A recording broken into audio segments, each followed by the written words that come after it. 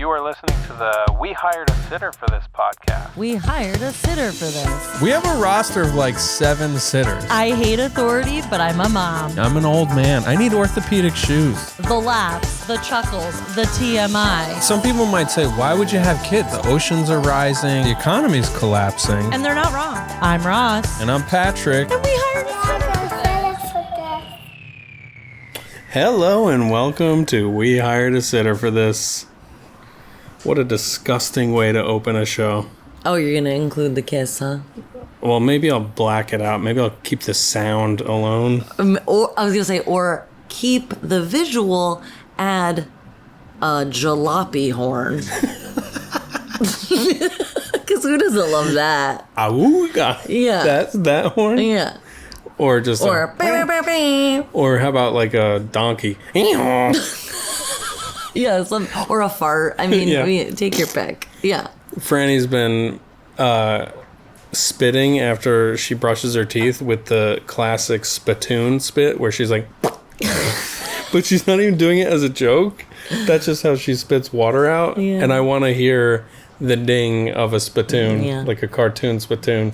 Cartoon spittoon. That's a fun phrase. Cartoon spittoon. Y'all, it is Monday, July 7th, 2025. This is episode 196 or 97. I don't even fucking know anymore. Wow. Shouldn't be cursing because on YouTube, they won't even...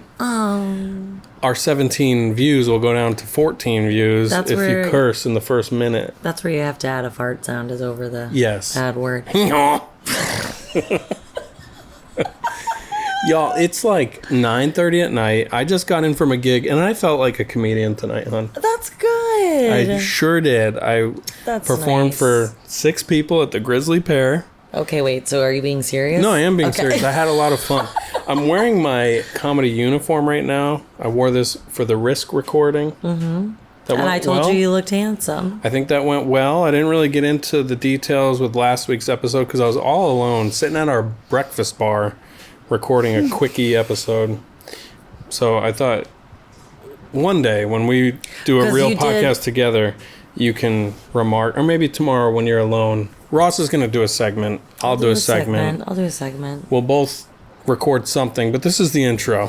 This is a long way to say we're recording an intro right now. Just so you get a little tease of the two of us together. We're back again, but only for the intro. Yeah, I mean we're trying to keep this podcast going, but we're both working too much. You work 2 different doula jobs today. Yeah. And last week I knew you wanted a podcast and I was like, no, you're gonna hang out with me. Oh yeah, we're just gonna hang out, and I don't want to fucking hear it. And you did that, and I appreciate it. We watched Naked Brits on HBO. What was that called? That was good. Naked and Afraid? No, but that is what it should be called. Yeah. What is that called? Just Naked Dating or something? Like Just the Tip UK Only edition. the UK, man. Ain't no black screens going over. Yeah. They're going tight. They're like, can we get a tight shot on Neville's balls, please? Let's see that turtleneck wiener. Let me see that micro penis tight shot. Get a little closer on that uncut gem, please. Hey-o. Man, that one guy who had a micro penis, and there's other guys with like literal schlongs. And also, like, nobody knows how to use a razor. Or cover up. No, they use a razor. Oh, because of the bumps. Yes. Yeah, they're shaving clean, and then all the razor But they're all bumps. like the whitest British people ever. Yeah. So they get razor burn. Remember that one guy who was super fit and muscular, and then they revealed his head, and he had like a little pinhead? Yes, which is like weird. so British. And they were like, George is a lorry driver in Pittsdale. And he's a joiner. So many joiners. Which is a carpenter. I did the research. Yeah, we did the research. We did the hard research. I just want to return to the country so bad. I wish that show was still available to me because that is the kind of television I would like to watch. Retirees in England looking for their country homes. Thatched roofs. You want to celebrate wealth. I am watching... No. I don't want to celebrate wealth. You want to celebrate leisure. I don't even want to and celebrate beauty. it. I don't even want to celebrate it. I just want to be taken away to it. I want to fantasize. See, I want to celebrate the misery of the wealthy. That is why I'm watching the Ocean Gate documentary on Netflix, which they should just call it Liquefied Billionaires. Dumb fucking rich people. Oh my God. They go into the history of the narcissistic rich people. Yeah. It's this guy, it's him and his wife, turns out generationally wealthy. So they've just got money to burn. I love how you just turns out, like, you're meaning that sarcastically, like, of course. No, like, he didn't make his own money. He wasn't like a tech guy. Or maybe he came from tech, but he didn't like earn his status as a million or billionaire. That all makes sense. He just all makes sense. Was born into it, and then he was like, here's my hobby. I'm gonna just impose on people, and like he's a good salesman with a lot of money with this pipe dream, and he got people killed. And the whole documentary is about how like this guy just used his personality and his sales skills to like. Does any of this sound familiar to anyone? Does any of this sound familiar? But it's really well done, and I'm enjoying. Is there somebody in leadership that also is a good con man that's leading people to their death? Yeah. He just said today on the news, he's like, I could have gone to Texas today, but if I went, I'd just be in everybody's way. He's like, I mean, like, he's not wrong. He's not wrong, but it's also like, it's the symbolism of it. Course. You just go. Of course. I was getting really annoyed at was it Minnesota that the state representative and her husband were killed? Yeah. And everybody was reposting that, Trump didn't go to the funeral or something. Yeah. But they were reposting it because Joe Biden went, and they were like, he didn't have to go. Yeah. I'm like, he ain't no fucking hero. He's doing his damn swan song. Like, just relax. And also, he's a robot. He's a robot. They just wound him up. They wound him up with the crank in the back. Yeah. And they're like, this battery's got a few more charges in it. And also, like, he is just the leader of a different death cult. So just everybody get over it, okay? In other words, fuck the Democrats, fuck Trump, fuck all establishment politics. Yeah, I'm done. The revolution is here. You can't murder a revolution. Bring it. Get in your stupid submersibles. Get in your submersibles. Run. It's time to run. You're really turning me on with this anarchic. I'm just trying to get laid here with my radical speeches. Radical speeches. Anyway, this is the episode. Now who knows what we're gonna say by ourselves? We can cut to whoever's up next. What do you got going on? When can you record? Maybe I'll record on my 5:30 a.m. drive into Manhattan. That doesn't sound wise. That might be a fun one. After I teach, and I was actually thinking I should record one of my yoga classes tomorrow. To my Patreon subscriber who's looking for my our yoga classes. Listen, I reached out to her directly and I said, it's coming. And she was like, I sprained my ankle. Don't worry about it. That's the kind of Patreon you're signing up for if you get on our Patreon. It's bespoke. We are making pieces of content for people on an individual level. Bespoke Patreon, and we will reach out to you directly to let you know. We haven't forgotten. I was thinking of putting my risk story on the Patreon. I think you should. Because there's only 6 of you right now. I think you definitely should. You want to hear about me getting the old pegaroo? Check out this story. And guess what? Not by me. Yeah. Not by me. The audio's weird, but who knows? Maybe it's viewable. I feel like that douche from LCD Sound System.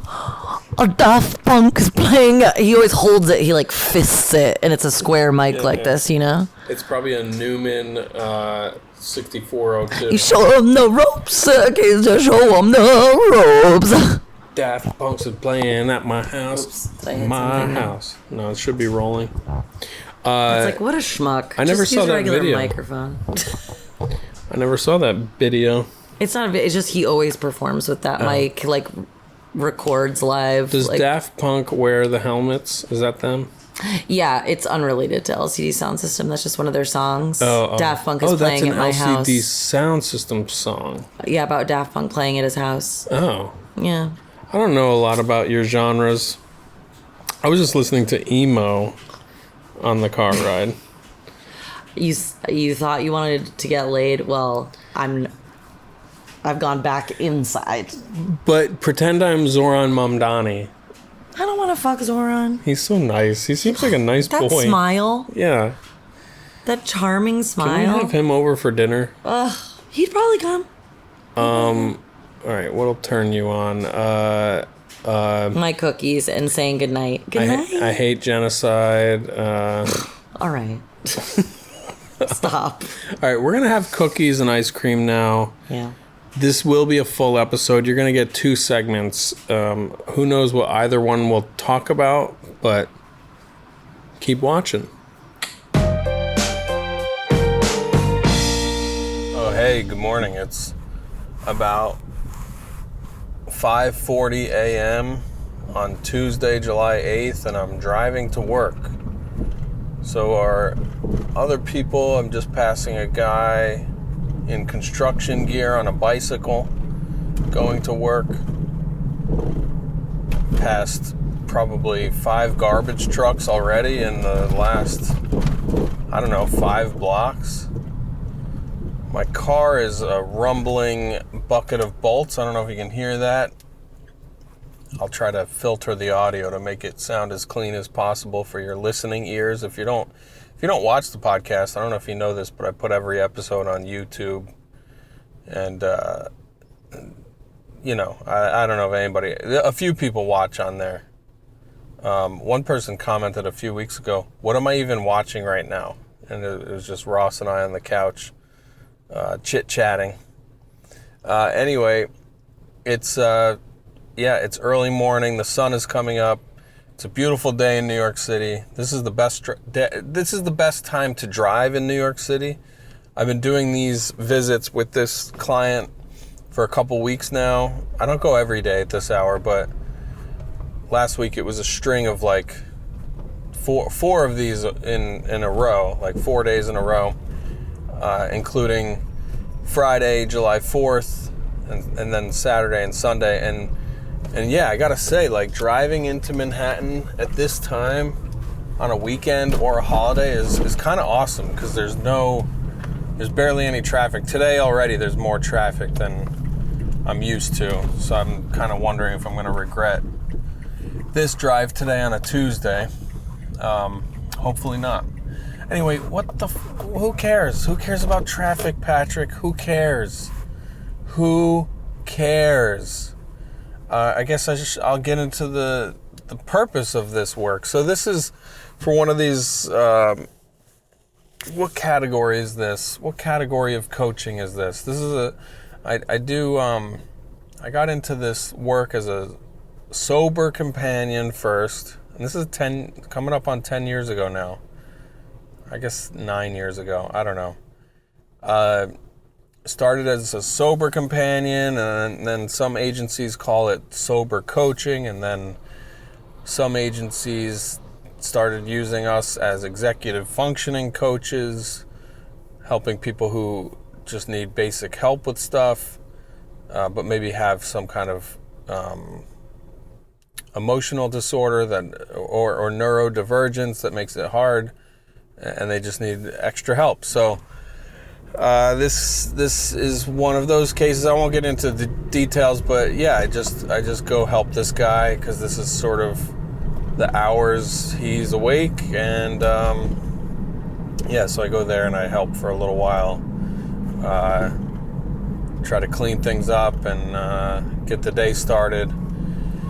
And it can be really challenging work. It can be really awesome and transformative and really cool sometimes. But yeah, it's not what I set out to do in my career. It kind of was like a thing someone told me I would be good at, and sometimes I am good at it. But lately it's been a little more challenging. Oh, it's going to get really rough up here because the road that I'm on, they did the thing where they stripped the pavement off like a week ago, and now they haven't paved it again, and it's like literally one of the busiest avenues in our area, and I kind of can't believe they haven't repaved it yet. That seems like not a great plan to strip it and leave it just a rubbly mess for this long. Man, I'm 4 minutes in. I feel like I haven't said anything real. Maybe I'm just tired. What got me thinking it would be good to record this is because I'm about to get on the BQE and cross over the Kosciusko Bridge. Kosciusko Bridge is this like triangular suspension bridge. They replaced it like, I don't know, I guess that project was like 6 or 7 years ago. But I can remember crossing this bridge when I was going to school in Long Island. I would drive into the city for concerts and stuff like that. And I remember specifically driving back to school after, it might have been the Phantom Planet concert at the Warsaw in Williamsburg, Greenpoint, and driving home. And when you cross the Kosciusko Bridge, you can kind of look to the left or right, depending which direction you're going, and see the skyline, see New York City. It looks amazing. And every time driving past, just feeling like, wow, I'm going to live there soon. And it's the land of opportunity, and I'm going to go there and I'm going to make it. Like, that's going to be my city. That's going to be the place that I make it as a whatever. Like, back then I really did think I was going to be a comedian one day. And then there were times that I was driving at this hour in my production career, like as a production assistant. Oftentimes I would have to get into Manhattan at like 6 a.m. to return gear or work an overnight or go home from an overnight. One of my first jobs as a PA was digitizing tapes. Back then, like if you worked on a documentary style reality show or whatever, all the camera operators recorded to physical tapes. Now it's all hard drives. It's like hard disks or SD cards or whatever. It's all digital. There's no tape anymore. But back when there was tapes, you had to record those tapes into the system in order to be able to edit the footage.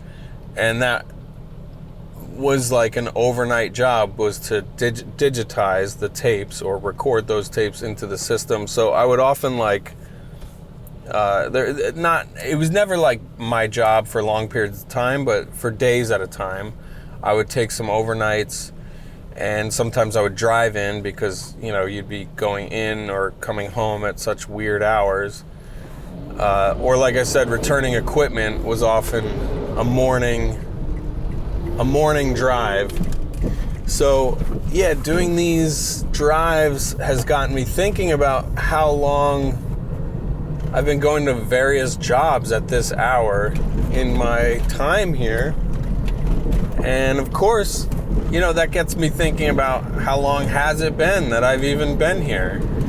And if we are the sun is rising directly in my face right now. I should put sunglasses on. We're in July of 2025. I've been here since May of 2003. I graduated college in May of 2003. So I've been crossing, and here we are. I'm crossing the Kosciusko Bridge right now. I've been crossing this bridge for 22 years in various states of career and life, and the bridge itself has changed. This was a big, huge, disgusting metal bridge for a long time. It had this really imposing kind of brutalist look to it. It was just like rusting steel and iron, and it was dark green and red from the rust. And thankfully they changed it, because I think I think whole chunks of it were like falling off the bottom. And I remember that bridge from when I lived with an ex-girlfriend in Williamsburg. I think my most common memory of that bridge was driving to Long Island to see her family on weekends. We would, I don't know if it was every Sunday, but quite often we would go spend time out there to see them and do various things. So, and now here I am about to get on the Long Island Expressway to go through the Midtown Tunnel. And yeah, just feeling the years. It really, I don't know, something about driving in the car in general, it almost gives that similar feeling, at least when you're able to reach that transcendent space of like your mind, where your mind can wander a little bit.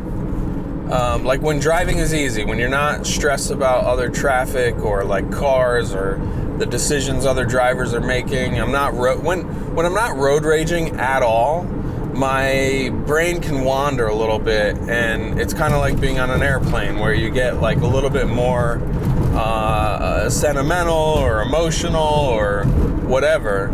That can happen in the car too, when I feel like, I don't know, when I can get a sense of higher purpose stuff or whatever. I just can like let my mind wander in a different way. Just gets me thinking about all this stuff. And I was sort of thinking the punchline, or the point of all of this, I guess it's not a punchline, but the point of all of this is to say, like, I do like when I'm able to be of service with this work. I do this work as a part of the survival structure of my life to earn a living and to support my real work, which is performing and expressing myself through comedy and making filmmaking. But I don't really want to do this work much longer, and it's a goal of mine to transition out of this work. So I thought I would say like, maybe after this next segment with Ross, I can come back in and, for the patrons of the show, talk about all the specifics why this work may not be right for me anymore. But that's more of a patron topic because it's not for the general public. As I enter the tunnel here, I just want to give a side note. You probably definitely won't hear this in the audio, but one of the fun things about being a parent is all the random shit that collects in your car. And right now there's a Blue's Clues watch that Franny has. It's a watch that goes on her wrist, and it has all these sound effects. And one of the sound effects is the dog, who I guess is Blue. I think this is something he says in the show. He goes, "Ah-ha, ba-ba-ba-ba-ba." It's something like that. I don't even know what he's saying, but it's "ah-ha, ba-da-ba-da-ba." Something like that. It's a weird quote or something. And he's saying it right now in the car somewhere, and it makes me feel insane. I'm like, am I hearing that or am I not hearing that? And where is the watch? It sounds like it's buried under stuff. Oh, you know what I think it is? I bet it's in a bag of toys in the trunk that Ross assembled to donate, that are being transitioned, phased out of use in our house. Ross, I'm grateful that she does this. She's very on top of like what Franny even uses anymore, whether it's clothing or toys or art supplies or whatever. And she will, maybe on a quarterly basis, gather these things up for donation, put them in bags to go to a place to be donated, and then they sit in the car. So we're going on week number 2 of these toys gathered in a pile in the trunk of the car, and this watch is singing to me, reminding me that the bags have to go somewhere. I believe they can go somewhere today. It's Tuesday. That's Bushwick Free Store Day. But I'm going to have the car in New Jersey, so I don't know how we're going to do this. All right, I'll clock out here and toss to Ross. Toss to Ross the boss. See you guys later. What now? Just a time warp to say thanks for watching the show. And if you want to do the Patreon, sign up. And we're cutting you off right now because you're not a patron. That's why we have to cut this episode short. So sorry about that. Just go to patreon.com/WeHiredASitter and sign up. Just a couple bucks? Yeah, $2 you get the full episode. A couple bucks? $5 you get to hear about me getting the old 1-2 Peggy Pickles. And $5, you want to do a yoga class with me, but you don't live in New York City? Here you go. I think you have to do that at the $2 level though to get what's her face to be able to see it. Anyway, thanks for watching, y'all. We're professional. Bye.